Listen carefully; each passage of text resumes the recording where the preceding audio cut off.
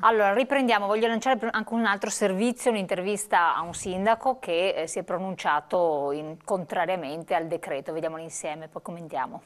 Che cosa accadrà in città con la sospensione dell'applicazione del decreto di sicurezza che lei ha deciso? Ma siamo nel Palazzo delle Aquile, io ho fatto un atto istituzionale da sindaco. L'ho fatto perché ritengo che questo decreto, per alcune sue parti, riguarda competenze esclusivamente comunali, quelle in materia anagrafica, e realizza una violazione dei diritti umani. Da questo punto di vista è disumano ed anche criminogeno, perché produce crimine. Perché produce crimine? Perché trasforma chi legalmente sta in Italia in un illegale, privando di una residenza anagrafica che costituisce un punto di riferimento anche per l'accertamento dei controlli anche di polizia, quindi dal punto di vista della sicurezza, e trasforma, mortificando i diritti delle persone, chi aveva un rapporto di lavoro regolare, pagava le imposte, pagava i contributi, contribuiva all'economia del paese, quando viene licenziato di trovarsi in mezzo alla strada senza poter avere neanche una residenza anagrafica. Altro esempio, qualcuno sta nel nostro paese, molti stanno nel nostro paese perché hanno il permesso di soggiorno formalmente rilasciato come protezione umanitaria. Siccome è stata abolita la protezione umanitaria senza la possibilità di convertire questo titolo in altro titolo, quando si presenta in un ufficio comunale gli dicono: guardi, lei ha il permesso di soggiorno in base alla protezione umanitaria che non c'è più, quindi non può avere la residenza anagrafica. Vogliamo citare ancora un altro caso: i minori stranieri non accompagnati, che sono nella competenza delle amministrazioni comunali. Questi minori stranieri non accompagnati, che sono nella competenza dell'amministrazione comunale, quando stanno in Italia perché hanno una protezione umanitaria, quando fanno 18 anni diventano illegali. Quindi questo provvedimento serve sostanzialmente a trasformare in illegali quelli che sono legali e a consegnarli evidentemente alla disperazione, alle bande organizzate, alla criminalità diffusa. Ecco, questo è veramente contro il diritto alla sicurezza in un paese democratico. Lo vorrei ricordare al ministro Salvini: la sicurezza si garantisce rispettando i diritti delle persone, non emarginando. Quello che accade in una città come Palermo, che è una città da sempre l'accoglienza. Io ho cercato di interpretare quelli che sono i sentimenti e la storia di questa città, che è una città che accoglie. Chi vive in questa città, sentendosi accolto, la difende, e quindi se arriva qualcuno pericoloso o se c'è qualcuno che domanda il pizzo, chi vive in questa città poco conta se è nato in Afghanistan piuttosto che a Palermo, chiama il sindaco chiama la polizia, perché difendono la loro città. Questo non accade nelle ballie di Parigi, questo non accade nelle città attorno a Bruxelles. Quindi da questo punto di vista il ministro ha un comportamento assolutamente istituzionale, dopodiché ho disposto la sospensione e ho dato incarico all'ufficio legale di adire il giudice, perché io vado dal magistrato, perché non posso andare alla Corte Costituzionale per violazione dei diritti umani e per violazione di articoli specifici della Costituzione. Non posso andare in altri ordinamenti. In Germania c'è il Verfassungsbeschwerde verde, in America Latina c'è l'amparo dell'ECHES, cioè c'è la possibilità anche per chi non sia organo costituzionale di andare alla Corte Costituzionale per sindacare una legge. Questo in Italia non è consentito, a un sindaco non è consentito, lo può fare il governo, lo può fare il Parlamento, non certamente il sindaco. Allora occorre sollevare la questione incidentalmente in un giudizio. Io, come sindaco, andrò davanti al giudice dei diritti, che è il giudice civile, e dirò che faccio un'azione di accertamento se sia conforme o non conforme questo tipo di comportamento da parte del Parlamento, queste leggi del Parlamento. Se ritiene che sia non manifestamente infondata e rilevante ai fini del decidere la questione, rimetterà agli atti alla Corte Costituzionale, perché soltanto la Corte Costituzionale può dare la decisione finale. Dopodiché noi interpretiamo la norma in conformità alla Costituzione. Laddove ci sono dubbi, il sindaco, firmando e assumendosi la responsabilità, perché firma il sindaco e si assume la responsabilità di sospendere, in attesa di avere una votazione definitiva da parte dell'unico organo che sia competente, che è la Corte Costituzionale. È possibile questo? Allora, da una parte produce crimine e questo tipo di azione Ma di guarda, disobbedienza. detto da un sindaco di una regione come la Sicilia, che è ad autonomia al 100%, voi sapete che la Sicilia gode di questa grande possibilità che il Veneto non ha, e che vive con i soldi dello Stato italiano e quindi hanno disponibilità economiche e che mi parla quindi di accoglienza, apriamo senza indiscriminatamente, dico, non è certo la situazione che del resto dell'Italia, prima cosa. Secondo luogo, in Sicilia il fatto che ci sia la criminalità organizzata tipo la mafia, come del resto la camorra magari in altre parti d'Italia, paradossalmente non permette ad altri soggetti di delinquere. In altre parti ma non ce ne sono neanche, non si capisce dove spariscono. In altre parti d'Italia invece, ma che magari non ci sono organizzazioni criminali così, ti ritrovi magari l'extracomunitario, il magrebino, che spaccia, che delinque. Allora, sono contesti italiani completamente diversi, sta parlando di realtà completamente diverse e quindi parla per lui, ecco.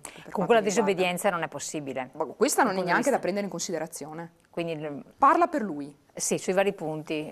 Volevo chiedere, produce crimine questa situazione? Al di là della situazione del Palermo, io ho voluto portare appunto l'intervista perché era un po' l'eclatante, no, rispetto ad altri, però anche Firenze si è pronunciata, ci sono stati altri sindaci di diverse città che hanno manifestato la loro posizione. No, non produce crimine, non produce illegalità perché l'abbiamo detto prima, coloro che godono della protezione umanitaria continueranno a goderne fino a quando è la durata. Tutti gli altri che tutti coloro che invece non entreranno nei requisiti della protezione umanitaria, però bisogna adesso a priori dire che non rientreranno nei requisiti, secondo me è eccessivo, perché comunque le fattispecie che sono previste dal decreto sicurezza sono le fattispecie più tipiche. Quelli economici però, per esempio, che sono tantissimi, sono tutti. I migranti economici che sono coloro che non hanno mai avuto diritto al... Però erano in un limbo.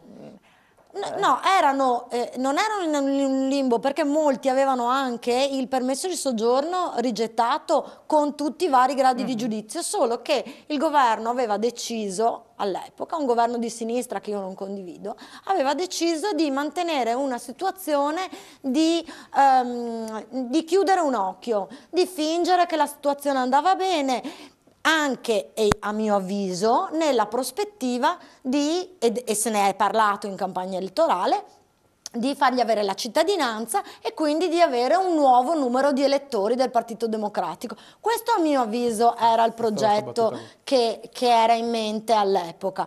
Il governo attuale, che tra l'altro è un governo che è stato eletto dai cittadini, cioè lì c'è la sovranità popolare che ha deciso che quello che era stato fatto in questi 5 anni, cioè un'accoglienza indiscriminata, senza nessun tipo di prospettive e sempre in peggio, non era condivisa dai cittadini italiani. Gli italiani volevano il cambiamento. A questo punto il cambiamento c'è stato, sicuramente la linea che è stata intrapresa è completamente e diametralmente opposta rispetto alla linea percorsa dalla sinistra, però io trovo è una linea molto chiara, cioè i cittadini sapevano che noi avremmo portato avanti un governo di questo tipo. Non abbiamo detto una cosa e poi realizzato un'altra, quindi significa che questo era quello che volevano i cittadini italiani. Dopo ci sono le circolari esplicative che andranno a correggere un po' il tiro. Certo, bisognerà trovare adesso, man mano che si porranno i problemi, per esempio è stato chiarito, dicevo, il discorso dell'assistenza sanitaria verrà chiarito, ma verrà ribadito, ma mi pare chiaro che tutti coloro che già hanno la protezione continueranno a goderne, verrà chiarito che tutti coloro che invece sono in attesa di giudizio attenderanno il loro giudizio con il permesso che hanno in mano, cioè la legge non potrà mai essere retroattiva, cioè è uno dei principi fondamentali del diritto, la legge vale da oggi in avanti. Ce ne sono tanti principi del diritto che vengono totalmente disattesi, compreso tanti articoli della Costituzione. Mi mancava nel bignami delle 10 cose da dire sempre quando si è in TV perché rende, quella che sarebbero diventati tutti i voti del Partito Democratico, e quindi con questa abbiamo esaurito anche, come dire, le varie proposte da dire in pubblico. No, ma sempre restando al concreto, perché sì, proprio per questo io mi sono anche scaldato, proprio perché non ne posso più che all'opinione pubblica sempre e pervicacemente e costantemente, come una goccia che deve spaccare la pietra, gli si dica quello che si aspetta che gli si voglia dire, che la gente si aspetta che tu gli dica. Guardate signori, il fenomeno è in questo momento, in un momento di sospensione, ma come ricordato da un punto di vista proprio tecnico, non andrà sempre così. E forse politicamente non è nemmeno bene per qualcuno che vada così. Perché finito sto argomento qua, vogliamo parlare anche delle emergenze che ci sono in sto paese, che non era solo quella, c'è il lavoro per i giovani, c'è l'impresa che adesso doveva avere degli sblocchi, invece ci sono le grandi infrastrutture da fare che non riescono a mettersi d'accordo, visto che è tanto del cambiamento. E comunque, siccome io non salto mai gli argomenti, e a maggior ragione questo, perché l'ho vissuto sulla mia pelle dal primo all'ultimo giorno, io dico che ne è stata fatta una straordinaria bolla emotiva, emozionale, promozionale, propagandistica. Che poi ci fossero dei problemi e andassero affrontati benissimo, tutto alla grande, che non possa arrivare l'Africa, siamo d'accordo, che bisogna mettere miliardi per fare cooperazione internazionale perché veramente stiano a casa loro, ma perché possano stare a casa loro, dobbiamo cominciare a dirlo, perché allora i miliardi, se li mettiamo lì, dobbiamo sempre metterli dal nostro bilancio o trovando da qualche altra parte, ma quelli che abbiamo qui, quelli che in questo momento sono qui, dove li portiamo al di là della dotta disquisizione giuridica? Dove li mettiamo? Però diventano dalla sera alla mattina invisibili oppure no? C'è un discorso però anche da fare, che nei centri storici di un certo tipo, in certi ambiti territoriali, queste persone non le vedi e quindi non costituiscono problema. In certe periferie diventano un grossissimo problema. Non bisogna ammassarli. Però di fatto sono bisogna fargli fare qualcosa, bisogna impegnarli nei lavori socialmente utili. Probabilmente sarebbe stato utile arrivare anche a un simile obbligo di lavoro. Io su questo sono d'accordo. Non possono essere visti a bighellonare in giro per la città. E infatti nel mio piccolo era l'ansia che avevo giornaliera. Non devono rimanere ammassati dentro una struttura, devono essere impegnati, devono imparare l'italiano, devono imparare un lavoro, questo deve essere fatto. Ma se si vuol fare questo non si fa propaganda, si lavora nella minutaglia del giorno per giorno. E concorda col fatto che un messaggio forte anche all'estero doveva arrivare, anche questi paesi. Allora io posso anche dire l'Italia ha chiuso, non ti dà più i presupposti per poter star bene qui. Posso essere in parte d'accordo che andassi come dire, accentuato quel fenomeno di blocco degli arrivi. E posso anche passare che possa starci la frase finita la pacchia, unita a una sana umanità, quando ho a che fare con bambini, donne e persone che da 20 giorni sono a forza 8 in mezzo al mare. Là si salvano. C'è un diritto internazionale che dice che ho l'obbligo di salvarli. Ma poi c'era la seconda fase, che non abbiamo voi. Ma non è Se vero, voi eravate d'accordo sul fatto che bisognasse interrompere e dire al momento basta, scusami, ma come ti ha detto correttamente prima, mi fa piacere che tu oggi dica che hai cambiato idea, ma fino all'altro giorno l'opinione del Partito Democratico era: gli sbarchi devono sempre essere consentiti. Questo era. E infatti per 5 anni siamo andati avanti così e aumentandoli in maniera esponenziale. Per forza che non riuscivamo neanche a gestirli. Chiudo solo.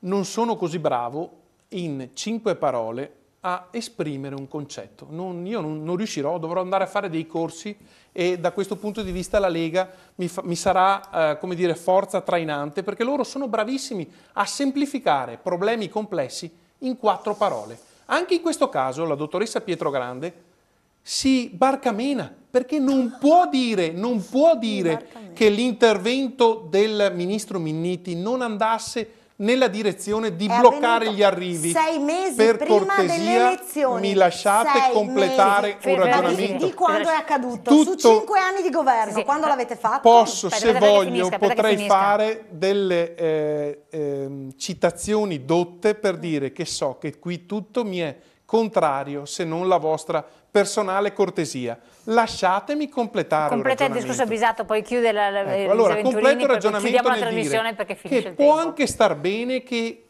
Salvini dicesse blocchiamo gli arrivi, ma poi deve andare, e non solo gridarlo, deve andare in Europa perché ci sia veramente una reciprocità che a quel punto è intorno a un tavolo rotondo, non è mettendosi d'accordo con i sovranisti più di lui, tipo Orban o tipo l'austriaco Kurz, che si ottiene qualcosa in Europa, perché quelli sono a fase alterna, quando ti van bene sono dalla tua parte, quando tu sfori sui criteri del deficit o del PIL, del deficit PIL, allora loro dicono: Italia, tu vuoi fare la cicala e io non devo più avere i contributi che ho dall'Europa che avevo prima? Basta. Però diciamo che certi paesi non versano quasi niente, che stanno ricevendo senza aver versato, esatto, quindi devono stare anche un po' zittini. Chiudiamo con la vicepresidente dell'ANCI. Sì, che quest'anno ci saranno anche le elezioni europee, sì, quindi speriamo di avere dei rappresentanti che ci difendano bene, perché abbiamo gente come Macron, presidente che però ha delle sue francesi, mamma mia, lui è un europeista, parole, dopo nei fatti abbiamo visto come si comporta in termini di immigrazione a Ventimiglia, come si è comportato. Quindi voglio dire, ci vogliono comunque dei rappresentanti a livello europeo che sappiano porre le questioni dell'Italia e che sappano però anche cooperare, perché il nazionalismo estremo non permette certo di dialogare con gli altri stati, e qui dobbiamo dialogare a livello europeo, perché in Africa dobbiamo andare come continente europeo che si muove, perché è lì che noi dobbiamo in qualche modo fermarli. L'altra grande questione sono i rimpatri. Ecco, il governo italiano si deve concentrare su quelli, perché una volta che finisce qualsiasi tipo di tutela internazionale, o la persona riesce ad insediarsi qui, o altrimenti la persona deve essere rimpatriata. E terzo luogo, chi rimane nel nostro paese non può essere mantenuto. Comunque al di là di tutto quello che serve è il lavoro, quindi lì noi ci dobbiamo concentrare. Agire su questo versante, assolutamente. Allora, io devo chiudere la trasmissione perché siamo arrivati al tempo massimo, ringrazio i nostri ospiti, i nostri interlocutori, c'è stato un po' gli animi insomma si sono accesi, ma il tema tante volte fomenta queste situazioni, punti di vista diversi. Spero che siano stati chiariti alcuni aspetti con delle persone che direttamente sono intervenute e hanno operato sul campo, quindi con esempi anche molto concreti. Io vi lascio alla pubblicità, dopo la pubblicità c'è l'ultima parte con la nostra finanza e la situazione economica in generale. Grazie, a dopo.